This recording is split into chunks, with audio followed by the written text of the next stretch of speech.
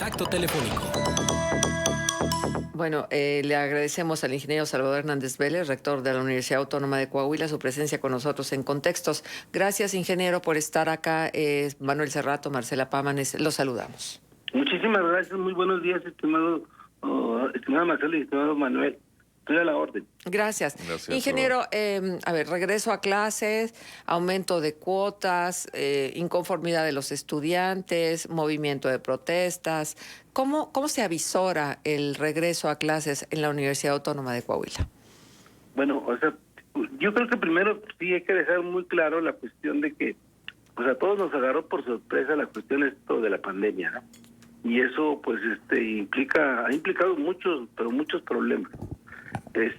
Para poder estar en condiciones, primero, pues terminar el semestre, porque no hubo forma de terminarlo de manera presencial y lo trabajamos en línea.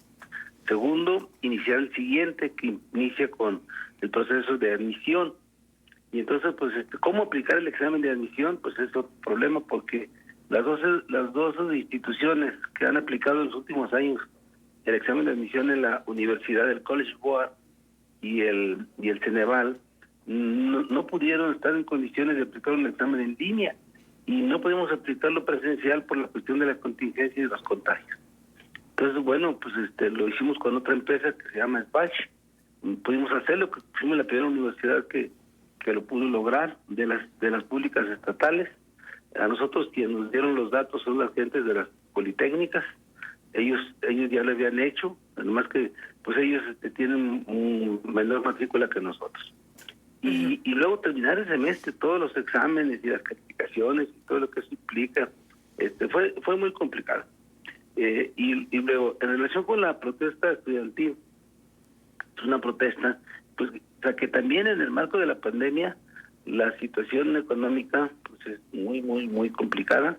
Nosotros debemos reconocer que no tuvimos la sensibilidad para cuando se dio un incremento, que es un incremento que se da con base en la tasa de inflación y se ha dado de esa manera, como que se había venido dando en automático. Como las clases presenciales se vienen dando en automático, de repente ya no lo puedes hacer, tienes que cambiar. Entonces, la protesta estudiantil, hay que reconocerle que es una protesta totalmente válida, en el terreno de que la situación que se planteaba del incremento de las cuotas no debería de haberse hecho en la universidad. Sin embargo, bueno, también nosotros seguimos teniendo muchos recortes, producto justamente de la pandemia, y lo único que nos dicen de la Secretaría de Hacienda, pues que no hay dinero. Entonces, pues hay un problema ahí. Hoy,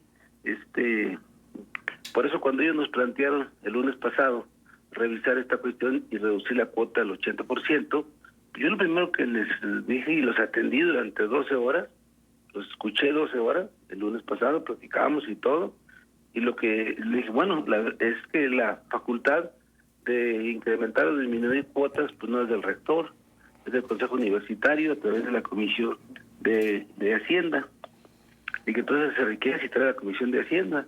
El artículo 46 del Estatuto establece que el rector tiene facultades para citar al Consejo Universitario en 7 días hábiles.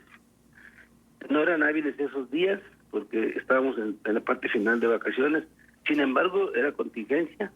Entonces, pero el día 3 de agosto era el primer día de actividades.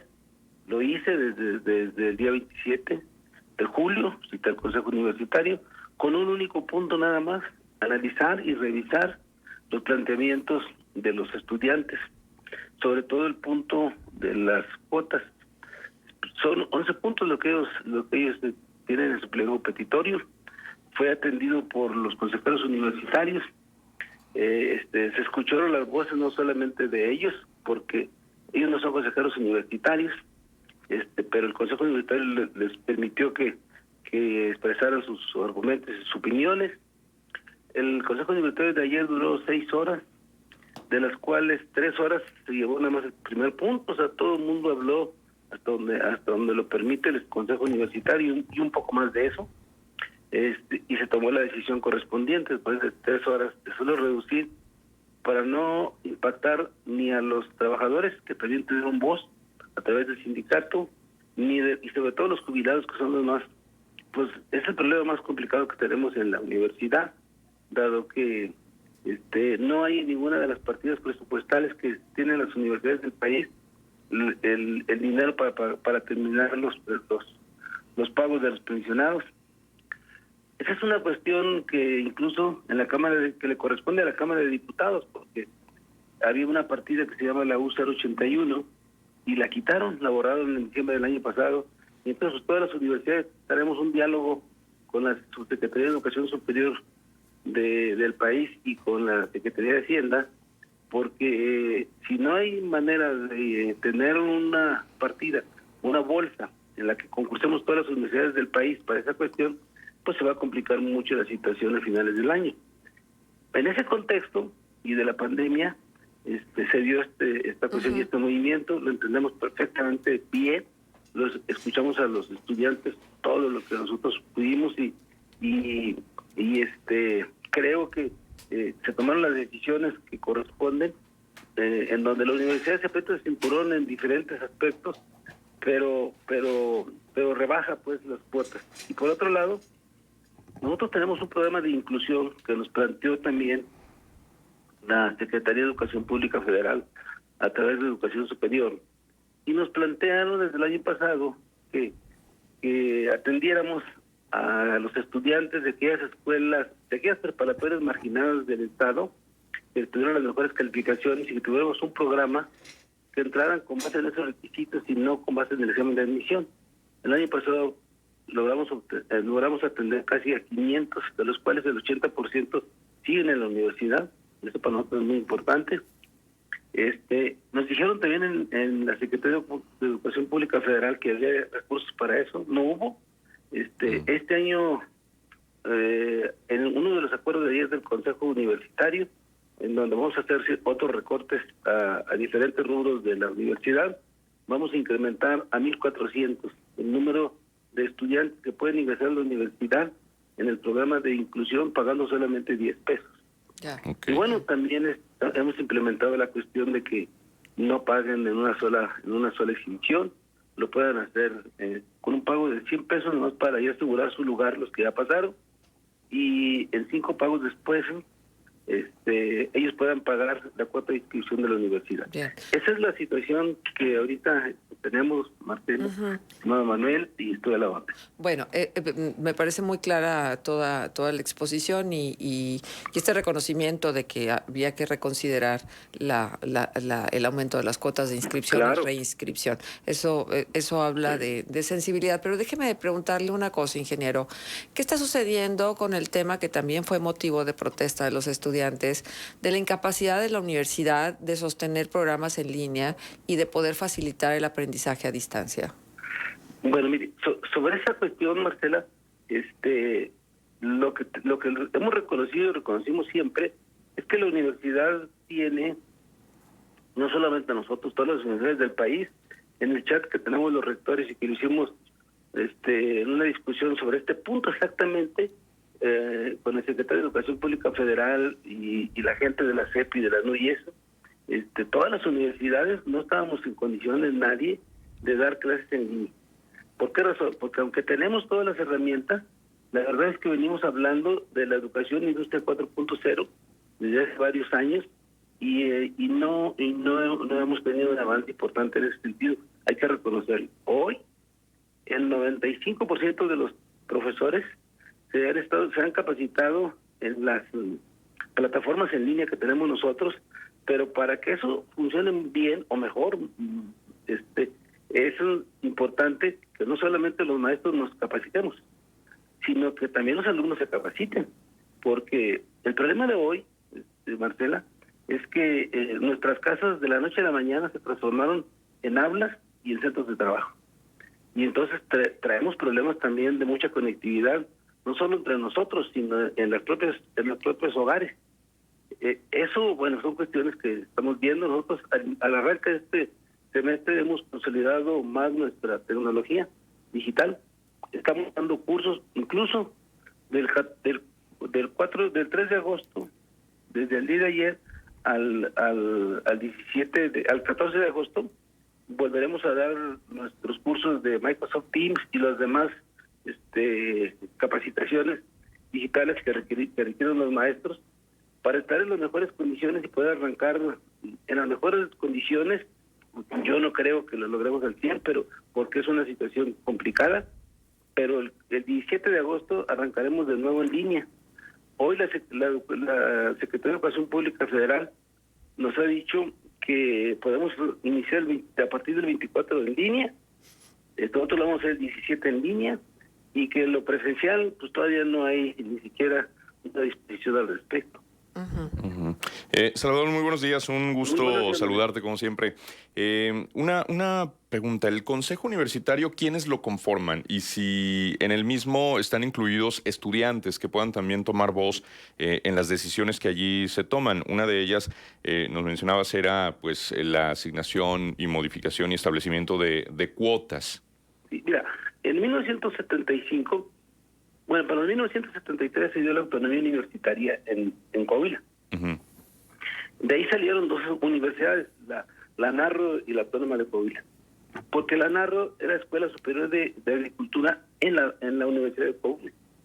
Entonces son dos escuelas. Cada universidad tiene que hacer sus estatutos. La Universidad Autónoma de Coahuila hizo los propios y en 1975 aprobó el estatuto universitario. Y quienes hicieron el estatuto universitario fue el Congreso Universitario Constituyente. O sea, eran 3 estudiantes por escuela, 3 profesores por escuela. Hoy el Consejo Universitario sigue integrado de esa manera. Nosotros tenemos 60 escuelas y facultades, salvo la Escuela de Artes Escénicas en Torreón, porque no ha pasado el tiempo suficiente. Es la única que no tiene en este momento consejeros universitarios. De tal suerte que el Consejo Universitario se constituye por 354 integrantes. De esos 354, 3 son estudiantes y 3 son profesores. Es paritario. Muy bien. Somos la única universidad pública del país que tiene un consejo universitario así. Somos la única, solamente hay 2 universidades que eligen a sus autoridades en voto universal y secreto, sin ponderación alguna. En el caso de nosotros, los estudiantes son electos en voto universal y secreto en sus escuelas y duran 1 año. Y los profesores son también electos en sus escuelas por los profesores y duran 1 año. Entonces, es realmente una democracia representativa, es una democracia desde las más avanzadas del país, porque, por ejemplo, la UNAM no tiene un consejo universitario como nosotros, y tiene casi medio millón de estudiantes. Su consejo universitario es muy chiquito, y quien decide quién es el rector es una junta de gobierno. Entonces, aquí sí hay una participación. Nosotros traemos más o menos, estimada Marcela, estimado Manuel, 1.5 elecciones a la semana en la Universidad Autónoma de Coahuila, porque además de elegir en un periodo de 3 años a 60 directores, al rector, a 3 coordinadores, hay que elegir cada año a los consejeros directivos de las escuelas, que son la máxima autoridad en la escuela. Son 4 alumnos y 4 profesores. Y hay que elegir cada 2 años a los consejeros universitarios. Son 3 alumnos y 3 profesores. Así está la situación de las autoridades de la universidad. Ahora, también en cuanto a los presupuestos, sabemos y se ha dicho abiertamente a lo largo de los años que la mayoría del presupuesto anual de la universidad se va pues en sueldos, es decir, pues en la nómina. ¿Cómo están los recursos de la UAC? Es decir, ¿cuánto se ejerce por año y cómo ha variado ahora con esta nueva administración federal? Mira, pues que ha implementado una serie de recortes, Salvador. Sí, en los últimos años las universidades del país solo hemos tenido un incremento correspondiente a lo que decide la Secretaría de Hacienda, que es la tasa de inflación. Entonces, todas las universidades del país hemos tenido la nuestra de este año fue de 3.3% de incremento del presupuesto del año pasado a este. Este año vamos a ejercer 2.400 millones de pesos, que hasta el día de hoy pues se han estado entregando las administraciones a tiempo por el gobierno federal, en la parte que corresponde al presupuesto ordinario. En donde seguimos teniendo muchos problemas es en el presupuesto extraordinario. Ayer, por ejemplo, los estudiantes que encabezan el movimiento estudiantil coahuilense decían que podíamos recortarle a la partida de mantenimiento y de obras, de pequeñas obras de infraestructura que va a hacer la universidad por este año, con 350 millones de pesos. Eso no se puede, porque esa partida, esos recursos son recursos concursados. que son recursos, por ejemplo, en diferentes programas federales que no vienen en el presupuesto ordinario, donde sí podemos recortar o mover y esas cuestiones, pero en esa otra parte no, porque son recursos extraordinarios concursables. Entonces, este año recibiremos, para terminar, por ejemplo, el edificio de Ciencias Políticas en Torreón, la Escuela de Música en Saltillo, la Escuela de Ciencias de la Salud y de Medicina en Piedras Negras, y todos los mantenimientos que tienen pues los edificios de 60 escuelas y facultades de la universidad, diferentes recursos de diferentes partidas. Eso, juntándolos todos, da más o menos esos 300 y cacho millones que ellos ayer señalaban, con mucha razón. Sí, nada más que eso no están dentro de las facultades que los pueda definir el Consejo Universitario. Claro. Entonces, esa es la situación de los presupuestos. Del presupuesto total, nosotros el 96% se usa en nómina. Pero de ese presupuesto que recibimos no tenemos ni un solo 5 para pagar 350 millones de pesos que cuestan, es lo que cuesta a la universidad el pago de los jubilados y pensionados de la universidad. ¿Por qué razón? Porque la esperanza de vida está programada en esos fondos de pensiones a 65 años. Hoy la gente se jubila a los 60, 65 y pues la esperanza de vida es hasta los 80. Entonces, en este momento nosotros traemos en la universidad 2.200 más o menos de jubilados y pensionados contra 700 activos. Pero las cuotas de 700 activos, se requieren las cuotas de 4 activos para lograr la pensión de un pensionado jubilado. Sí. Entonces tenemos un déficit. No solo nosotros, lo tenemos todas las universidades del país. Por eso, la partida que viene del gobierno federal, que se llamaba U081, que la quitaron el año pasado, pues nos afecta a todos. Claro. Salvador, voy a ser muy puntual porque nos piden que seamos en función de en cuánto va a quedar la cuota. Si hay alguna corrección hay que hacerla. Entonces, la decisión más importante del Consejo Universitario fue la reducción del 8.3% a la cuota de inscripción, que van a ser 3.920 pesos para estudiante de reingreso y 4.326 pesos para nuevo ingreso. Pero esto se puede diferir, ¿cierto? Sí, se puede hacer esta negociación con la universidad para que quede a pagos posteriores y este cobro es similar al que se hizo en 2018. Exacto. ¿Es correcto? Es correcto, así quedamos. Muy bien. Pues agradecemos muchísimo la presencia del ingeniero Salvador Hernández Vélez, rector de la Universidad Autónoma de Coahuila, en este espacio de contextos, y de su propia voz escuchamos pues cómo fue que se reunió el Consejo Universitario con los estudiantes y cómo se llegaron a estos acuerdos. Muchísimas gracias, Salvador. Bueno, la fecha de inicio, nada más para el regreso a clases. Arranca el 17 de agosto. 17 de agosto. De manera virtual. Muy bien. Pues muchísimas gracias otra vez por tu presencia. No, gracias a ustedes, muchas gracias Marcela, muchas gracias Manuel. Cuídense mucho, saludos mucho a Juan, me dijeron que se acaba de jubilar, ahorita pregunté por él. Sí. Un saludo y un abrazo. De tu parte. Gracias, Salvador. Hasta luego. Las 8:06, vamos a hacer una pausa comercial y regresamos enseguida. Contextos